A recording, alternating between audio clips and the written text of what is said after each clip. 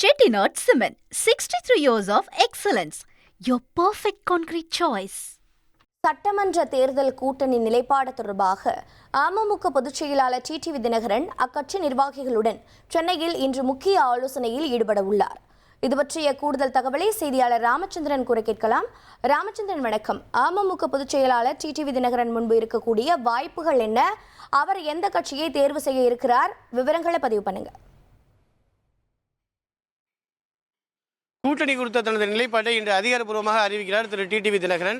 இதற்கான அவசர ஆலோசனை கூட்டம் சென்னையில் இன்று நடைபெற உள்ளது. குறிப்பாக அமமுகவின் மாவட்ட செயலாளர்களின் அவசர ஆலோசனை கூட்டம் சென்னை அடையாறில் இருக்கக்கூடிய அவர் கட்சியின் தலைமை அலுவலகத்தில் இன்று காலை நடைபெறுகிறது. வருகின்ற 23ஆம் தேதி இந்திய பிரதமர் மோடி கலந்து கொள்ளக்கூடிய தேசிய ஜனநாயக கட்சியின் மாநாடு செங்கல்பட்டு மாவட்டம் மதுராந்தகம் நகரில் நடைபெற உள்ளது. இந்த கூட்டணியில் இடம்பெறுவது குறித்து நேற்று இரவு தொலைபேசி வாயிலாக அனைத்து மாவட்ட செயலாளர்களும் திரு டிடிவி தினகரன் பேசியதாக தகவல் தெரிவிக்கப்பட்டுள்ளது.